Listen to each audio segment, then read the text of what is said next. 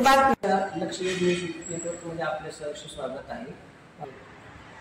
नुकत्याच 3 ते 4 महिन्यावरती विधानसभा येऊन ठेपलेल्या आहेत आणि प्रत्येक पक्षाने राष्ट्रवादी काँग्रेस असेल, अजित पवार गट, शरद पवार गट, भारतीय जनता पार्टी असेल, तसेच दोन्ही शिवसेना गट यांनी आपली तयारी पूर्णपणे चालू केलेली आहे।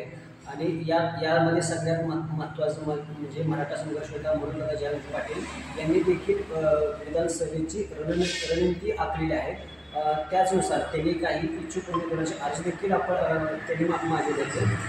त्याच अनुषंगाने माढा विधानसभा मतदारसंघातून इच्छुक असलेले व आपण मनोजदादा जयंत पाटील यांच्याकडे प्रस्ताव दाखल केला असल्याचे त्यांनी सांगितले। याच विषयावरती चर्चा करण्यासाठी आज आपल्यासोबत आहेत ॲडव्होकेट विजय कुमार आडकर सर। नमस्कार। लक्ष्मी न्यूज नेटवर्कमध्ये आपलं स्वागत आहे। काय सांगाल विधानसभेची आपण उमेदवारी ची मागणी आपण मराठा संघर्ष योद्धा मनोजदादा पाटील यांच्याकडे केली। सर्वप्रथम एक महत्त्वाची गोष्ट म्हणजे संघर्ष योद्धा माननीय जरांगे पाटील मनोजदादा जरांगे पाटील यांनी जे आंदोलन उभं केलं आहे, सगळंच हे आंदोलन आहे ते मराठा समाजात गरजवंत असणाऱ्या मराठ्याला ओबीसी प्रवर्गातून सरसकट प्रत्येक मराठ्याला ओबीसी प्रवर्गात आरक्षण मिळावं यासाठी आम्ही गेले वर्षभर मनोजदादाच्या पाठीमागे आहे। त्यावेळेस आंदोलन ज्यावेळेस उभं केलं गेलं त्यावेळेस फक्त गरजवंत असणारा मराठा, गरजवंत असणारा समाजातील उपेक्षित जो वर्ग आहे, वंचित वर्ग आहे, अशा वर्गाला आरक्षण मिळणं गरजेचं आहे। कारण बहुसंख्य मराठा समाज हा शेती करतो, शेती करत असताना त्याला बऱ्याचपैकी कर्जबाजारीपणा आलेला आहे, तसेच नापिकी आहे, शेतामध्ये नापिकी आहे, तसेच कुठल्याही जर पीक काढलं असेल एखाद्या शेतकऱ्याला तर त्याला भाव मिळत नाही। या सगळ्या गोष्टीचा विचार करून प्रचंड अडचणीत असणारा मराठा समाज जो गरजवंत आहे की जवळजवळ 100% मध्ये 80% हा समाज, 80% हा गरीब आणि गरजवंत आहे, अशा वंचित समाजाला आरक्षण दिलं तर हा शिक्षणाच्या प्रवाहामध्ये येईल आणि त्यांच्या मुलांना कुठे ना कुठे आर्थिक स्रोत मिळेल आणि त्याच्यामध्ये नोकरी लागू शकते किंवा शिक्षणामध्ये होणारा वडिलांचा पालकांचा खर्च कमी होईल। यासाठी मराठा आरक्षण गरजेचं आहे, यासाठी आंदोलन करतो। आपण ज्या माढा विधानसभा मतदारसंघातून इच्छुक आहात, खरं तर अगोदर आपल्या त्या मतदारसंघात आतापर्यंत कोणकोणते आपण समाजकार्य केले असेल किंवा आरक्षणासंदर्भात काही आंदोलन असतील किंवा अगदी मनोजदादांना प्रेरित अशी कोणती कामं आपण त्या मतदारसंघात केली? माढा विधानसभा मतदारसंघ असं गृहीत धरून म्हटलं तर आम्ही बऱ्याच वर्षापासून मराठा समाजातील 2016 मध्ये सकल मराठा समाजाचे आंदोलन बऱ्याच प्रकारे मोठ्या प्रमाणात झालेले आहे। त्यावेळेस मुखमोर्चे निघाले, त्या मुखमोर्चामध्ये आम्ही हिरण्य भाग घेऊन तालुक्यातून बऱ्यापैकी युवक आणून सोलापूर जिल्ह्यामध्ये मोठे असे मोर्चे हिरणी मुखात्याचे नोंद झालेले आहेत। असे मोर्चे सक्सेस करण्यामध्ये आमचा वाटा आहे। तसेच माझ्याबरोबर बऱ्यापैकी टीम असून आम्ही आमच्या छत्रपती शिवाजी क्रीडा संस्कृती मंडळ याच्या माध्यमातून ब्लड डोनेशन कॅम्प राबवणे, तसेच वैद्यकीय शिबिरं राबवणे, तसेच छत्रपती शिवाजीविषयी व्याख्यानं देणे, निधी साक्षरतेच्या निमित्तानं प्रत्येक गावोगावातून कायद्याविषयी अवेअरनेस करणे, तसेच बऱ्या प्रकारे मराठा समाजाला आरक्षणाची गरज कशी आहे या आंदोलनामध्ये मनोजदादा जरांगे पाटील यांच्या माध्यमातून आम्ही त्यांच्या प्रत्येक मिटिंगला जाऊन तिथला अजेंडा जो असेल तो अजेंडा माढा तालुक्यामध्ये इव्हन सोलापूर जिल्ह्यामध्ये राबवण्याचा प्रयत्न केलेला आहे। त्याच्यामध्ये बऱ्यापैकी ब्लड डोनेशन कॅम्प असतील, त्याच्यामध्ये बऱ्यापैकी कुणबी सर्टिफिकेट काढण्याचं काम आहे। कुणबी सर्टिफिकेट जे ओबीसी 1967च्या कायद्यानुसार महाराष्ट्र सरकारने कुणबी असणाऱ्या व्यक्तीची नोंद असेल अशा व्यक्तीला कुणबी सर्टिफिकेट, अशा कुणबी सर्टिफिकेट काढण्याची मोहीम माढा लेवलला प्रांत आणि तहसीलदार यांच्याशी संपर्क साधून बऱ्याच प्रकारे कुणबी सर्टिफिकेट काढण्यासाठी मदत केली आहे। त्याबरोबर आमच्या मराठा सेवकांची टीम आहे। अशा प्रकारचं निस्वार्थीपणानं काम करणाऱ्या व्यक्ती चांगल्या प्रकारे माढा तालुक्यात अशी उभी आहे, त्यांच्या जीवावर आम्ही हे सगळ्याचं काम करत आहोत। मराठा समाजाची प्रमुख मागणी आहे की 50%च्या आतून आणि ओबीसीमध्ये। आता वकील या नात्याने आपण सांगा, हे शक्य आहे का? सर्वात महत्त्वाची गोष्ट आहे, कायदा हा समाजासाठी तयार केला गेला आहे आणि आपण ज्यावेळेस मागणी करतो, सरकार हे मायबाप सरकार असतं, सरकार हे माझं नसतं ना लोकांचं नसतं, ते मायबाप सरकार असतं। ज्यावेळेस इलेक्शन कॉन्टेस्ट करून सरकार स्थापन होतं त्यावेळेस ते सर्व जनतेचं सरकार असतं। त्यामुळे अशा जनतेकडे आपण मायबाप सरकार म्हणून आपण विनंती करत असतो। त्यामध्ये प्रत्येक मराठा समाज जो गरजवंत आहे त्याला गरज आहे की या माणसांना, या व्यक्तीला आरक्षणाची गरज आहे, अशा व्यक्तीला प्रत्येकाला कायद्याची नॉलेज नाही आहे, म्हणून त्यांना कायद्याची माहिती नाही, म्हणून आरक्षण मागणे हा विषय नाही।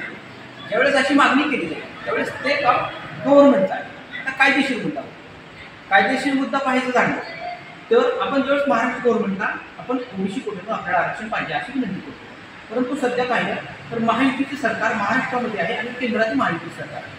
अशी दोन सरकार असताना म्हणजे यांची संलग्न सरकार खाली असताना आपण ज्यावेळेस महाराष्ट्र गव्हर्नमेंटकडे ही मागणी जवळजवळ महाराष्ट्रामध्ये 50 ते 55% त्यामध्ये ओबीसीमध्ये गेलेला मराठा असेल व मराठा असेल हा सर्व मराठा तर ही संख्या असून या समाजाची गरज जर हा महाराष्ट्र सरकार भागवत असेल त्यांची गरज व्यवस्थित गरज भागवण्याचं काम हे सरकारचं आहे. पण ती कशा पद्धतीनं आरक्षण दाखवायचं हे काम त्यांनी केंद्राला शिफारस करू शकतात. आता हाच विषय सर्वात महत्त्वाचा आहे. विषय काढला म्हणून बरं झाला. सर्वात महत्त्वाची गोष्ट ओबीसी वर्गाला असं वाटत आहे की आमचं आरक्षण मराठी समाज खाऊ लागतात असे विषय नाही आहे. कोणताही जातीवाद मराठा समाज करत नाही म्हणजे करण्याच्या हिशोबात नाही आहे, तो उद्देशी नाही. आपण ज्यावेळेस मराठी समाज ओबीसीमध्ये घेतला जाईल त्यावेळेस हा समाज आणि पहिला ओबीसी संख्या वाढली त्यावेळेस केंद्र सरकारकडे हे महाराष्ट्र सरकार ओबीसीचा कोटा वाढवण्यासाठी दुरुस्ती करण्यासाठी प्रयत्न करेल. त्यावेळेस कायदा हा समाजासाठी केला कोणताही समाजासाठी कायदा केला असतो कायद्यासाठी समाज बरोबर नाही. त्यामुळं तशी मागणी योग्य आहे आणि ज्यावेळेस आपण ओबीसी सर्व समाज गेला त्यावेळेस हा कोटा वाढवण्याचं काम हे केंद्र सरकारचं आहे ते त्यांच्यावर सोडूया. आपण त्याच्यामध्ये निर्णय करण्याचं कारण नाही. त्यामुळे कोणी सांगत असेल की वाढवता येत नाही किंवा दुरुस्ती करता येत नाही तर ते चुकीचं आणि बुद्धिभेद करण्याचा प्रयत्न करतात. आपण ज्या मतदारसंघातून आहात तर उद्या तुमची उमेदवारी जाहीर झाली तर आपला अजेंडा काय राहणार आणि आपण कोणत्या अजेंड्यावरती आपण मतदान मागणार? विधानसभा कॉन्टेस्ट करणं म्हणजे जवळजवळ तालुक्यातील सर्व भागामध्ये त्याची प्रतिमा छान पाहिजे त्या उमेदवार आहे.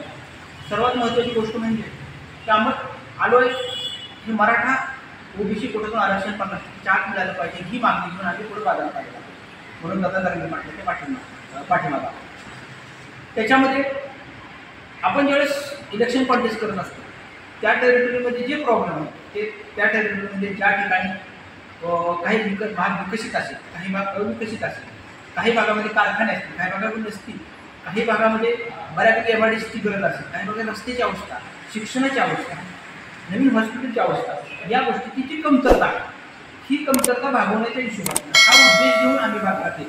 दुसरी गोष्ट आम्ही कालच मनोरंजन पाटलांनी काल परवाच जाहीर केला आहे की आम्ही गरजवंताचा लढा आहे तो शेतकऱ्यांसाठी आहे. शेतकरी हा कॉमन आहे म्हणजे तो कॉमन मॅन म्हणजे तो सेंटर केंद्रस्थानी ठेवून त्याच्या अनुषंगाने काय कुठलीही गोष्ट केली पाहिजे. त्याच्यामध्ये कायदेशीर गोष्टी लावण्याची गरज नाही किंवा नियम लावण्याची गरज नाही. शेतकऱ्याला देताना सरळ हाताने ज्यावेळेस गव्हर्नमेंट देऊ शकतं त्यावेळेस त्या शासनाला म्हणजे शेतकऱ्याचं नेतृत्व करतात याचा अभिमान वाटतो. म्हणून ही गोष्ट सर्वात महत्त्वाची आहे. आम्ही कर्जमुक्ती संपूर्ण महाराष्ट्रातील सर्व शेतकऱ्यांना कर्जमुक्ती मिळाली पाहिजे. वीज मोफत मिळाली पाहिजे म्हणजे ज्यांना पाणी नाही अशा व्यक्तीला पाणी मिळालं पाहिजे. मराठा आरक्षण 50%च्या आत ओबीसी कोट्यातून आमची प्रथमच मागणी. त्यामुळे आम्ही अशा प्रकारच्या मागण्या आणि स्थानिक मुद्दे जे असतील त्याच्यावरती आम्ही आज सध्याचा निवडणूक लढा उभा करतो. आपण ज्या मतदारसंघातून आहात तिथं अगदी काही दिग्गज राजकारण देखील आहेत आणि कारखानदार देखील त्यांची खूप मोठे आहेत. त्यामुळे आपला निभाव कसा लागला? सर्वात महत्त्वाची गोष्ट म्हटलं लोकशाहीनं प्रत्येकाला आपण रिप्रेझेंटेशन करण्याचा अधिकार देतो. आपण चुकीच्या गोष्टी बोलत आहोत की आज इंडस्ट्रियलिस्ट आहे कारखानदार म्हणजे इंडस्ट्री आहे. इंडस्ट्री हा त्यांचा बिझनेस आहे. जर कच्चा माल तयार करणारा हा शेतकरी जर उद्या नसेल तर कारखाना चालू शकत नाही. आपण वेगळ्या विचाराने विचार करतो. आज माझ्या माहितीवरून आमच्या तालुक्यामध्ये 10 कारखाने आहेत. त्यामुळे कारखानदाराला शेतकऱ्यांची गरज आहे आणि आजची अवस्था ही कारखानदारातून अडचण झालेली नाही. ऊस तोडणी कामगार व शेतीत मिळणारा ऊस याची आवश्यकता आहे आणि तो कमी झालेला आहे. त्यामुळं कोणाचा ऊस अडवला जाईल मला मत नाही दिलं तर ऊस अडवला जाणार जाईल अशा प्रकारची कोण वल्गना करत असेल ती चूक ठरणार आहे. कारण 2 उमेदवार जर विधानसभेच्या रिंगणात असतील इतर 8 उमेदवार असे आहेत इतर कारखाने 8 आहेत तिथे इंडस्ट्रियलिस्ट आहे त्यांच्याकडे ऊस लोकांना गारवली. तिसरी गोष्ट अशी आहे की कारखाना मी तुझा ऊस घेऊन जाणार नाही मला मत देशील तरच तुझा ऊस घेऊन जाईल अशा प्रकारची करणार नाही आणि तशी करत असेल तर ते टिकणार आहे. प्रत्येक व्यक्ती आज सक्षम झाला प्रत्येक व्यक्तीला लक्षात येत आहे की कारखाना हा त्यांच्या फायद्यासाठी काम करतो. कारखान्याचे शेअर्स हे आमच्या सर्वसामान्यांकडून येतात. हे शेअर्स म्हणून स्वतःचा कारखाना उभा करतात कोऑपरेटिव्ह म्हणून सांगितलं जातं आणि ते व्यवहारामध्ये स्वतःला मालक असण्यासारखा त्याचा वापर करतात. त्या कारखान्याचा वापर करत असताना ते माझी आमदारकी मला मिळालं पाहिजे, कारखान्याच्या जीवावरती माझ्या मुलाला मिळालं पाहिजे, माझ्या भावाला मिळालं पाहिजे, अशा प्रकारचं नियोजन करतात. ही गोष्ट चुकीची आहे. या महाराष्ट्रातील या मतदारसंघातील प्रत्येकाला विधानसभा ज्याला इच्छुक आहे त्यांना लढवण्याचा अधिकार आहे आणि त्या मागणीतून सर्वसामान्य लोकांतून गरजवंत आणि गरीब लोकांचा लढा उभा करण्यासाठी आम्ही कोणत्याही उच्चवर्णीयासाठी कोणत्याही गरजवंत नसणारा म्हणजे जो व्यक्ती ज्याला समाजामध्ये कुठल्या प्रकारची आवश्यकता नाही अशा व्यक्तीसाठी आमचा लढा नाही आहे. त्यामुळे गरीब असणाऱ्या प्रत्येक समाजातील त्यामध्ये मराठा समाज असेल, धनगर समाज असेल, सर्व समाज त्यामध्ये कुठलीच क्रायटेरिया नसणार आहे. सर्व समाजातील गरीब हा केंद्रबिंदू मानून आम्ही त्या हिशोबातून काम करणार आहोत. त्याच्या खंबीरपणे पाठीमागे उभा राहून हा लढा यशस्वी करण्याचा प्रयत्न करणार आहोत आणि त्यासाठी विधानसभा लढवण्याचा हा आणखी प्रयत्न फायनल झालेला नाही. म्हणजे लढवणार की नाही हे फायनल झालेलं नाही मनोज दादांनी. परंतु जर फायनल झालं मनोज दादांनी सांगितलं की आपण काही भागात उभे करू किंवा काही पाडायचे किंवा उभे करायचे हा विचार आपण ज्यावेळेस आपण मिटिंग घेऊ आणि त्यावेळेस ठरवू. त्यानंतर हा विषय आपण जे बोलतोय जर विधानसभा कॉन्टेस्ट करायचं मनोज दादांनी सांगितलं तरच हा विषय पुढे येणार आहे. ज्यावेळेस कॉन्टेस्ट करायचा विषय आला तर या सर्व गोष्टींचा विचार करावा. खरं तर आपल्या आपल्या माढा मतदारसंघातून आता जसे तुम्ही उमेदवारीची मागणी करत आहात तसे अनेक मराठा बांधव देखील तशीच मागणी करतील. मग जर आपल्यामध्ये एखाद्या उमेदवारी मिळाली तर दुसरे नाराज होतील का किंवा आपल्यामध्ये कुठेतरी फूट पडण्याची सर्व इच्छुक उमेदवार म्हणून दादा पाटील यांना भेटलेले आहे. माझ्याबरोबर इच्छुक उमेदवार कोण नव्हता मग प्रत्यक्षात ते भेटलेले आहेत.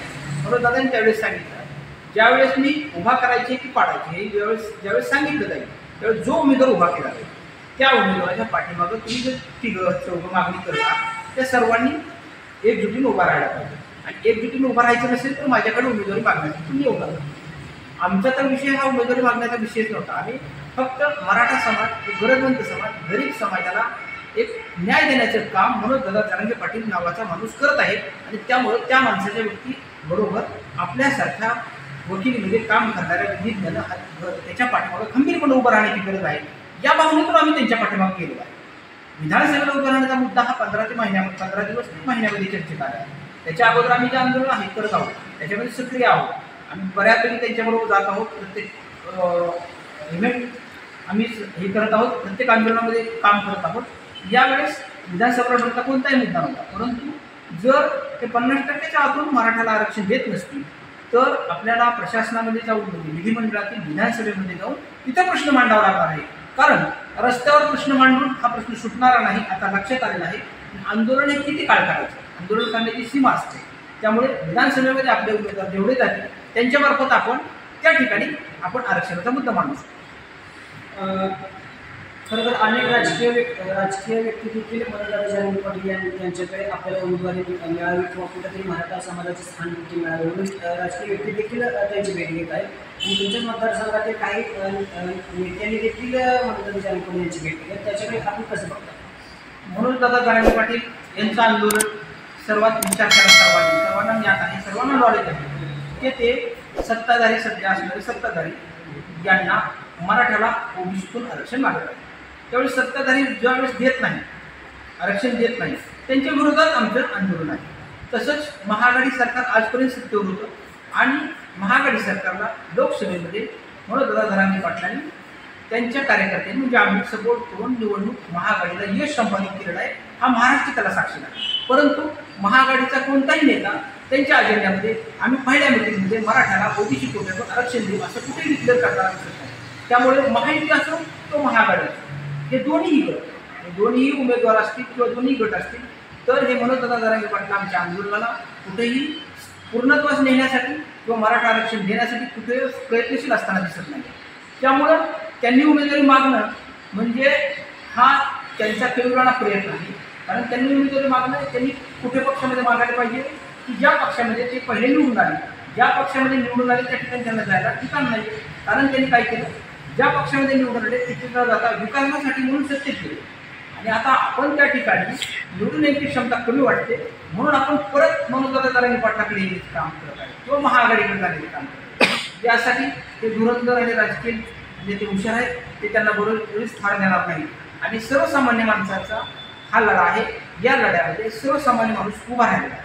त्यामुळे सर्वसामान्य माणसाची या विधानसभेला उभा राहण्याची गरज आहे असं मला वाटतं. म्हणून या माढा विधानसभेसाठी मी उभा राहण्याचा मानस केला आहे. म्हणून दादा जरांगे पाटील यांनी जर आपल्याला सांगितलं तरच आपण उभं राहणार आहोत. त्या हिशोबातून आपण तयारी करत आहोत. त्या हिशोबातून दादाने आम्हाला सांगितलं गोंगडी बैठकीच्या हिशोबातून तुम्ही तयारी करा. तर आम्ही त्या हिशोबातून गावोगाव जाऊन दादांची गावभेट दौरा होणार आहे, गोंगडी बैठक होणार आहे. कारण 4 ते 5 होती. त्या हिशोबाने नियोजन करण्यासाठी 5 गावामध्ये आजपर्यंत आम्ही केलं होतं. त्या हिशोबात आमचं काम चालू. आता तुम्ही सांगितलं की फक्त मनोजदादा जरांगे पाटील यांनीच विधानसभा उमेदवारी जाहीर केली तरच आपण तिथून विधानसभा लढणार. परंतु तुम्हाला असं म्हणजे जर दुसराच एखादा मराठा बांधव जर त्या ठिकाणी त्यांना उमेदवार पाहिजे तर त्यांना आपण सकाळी कशा देत मनोजदादा जरांगे पाटील जो उमेदवार देईल त्याच्याबरोबर आम्ही काम करतो. म्हणजे आपल्याला उमेदवारी पाहिजे यासाठी आपलं काम चाललेलं आहे. म्हणून दादा जरांगे पाटील ज्या उमेदवाराला सांगतील ज्या उमेदवाराला मतदान करा त्या उमेदवाराच्या पाठीवर आम्ही खंबीरपणे सर्व मराठा सेवक उभे राहणार. खरं तर आपण पाहिलं की मराठा संघर्षित मनोजदादा जरांगे पाटील यांची जी काही भूमिका राहील म्हणजे एखाद्या विधानसभा मतदारसंघ लढवायचा किंवा पाडायचा तर याच विषयावरती चर्चा करण्यासाठी आज आपल्यासोबत ॲडव्होकेट विजय कुमार आपण सर आपण या चर्चेमध्ये सहभागी झाला आपण खूप धन्यवाद. आजच आपल्या लक्षवेध न्यूज नेटवर्क या चॅनलला सबस्क्राईब करा, व्हिडिओला लाईक करा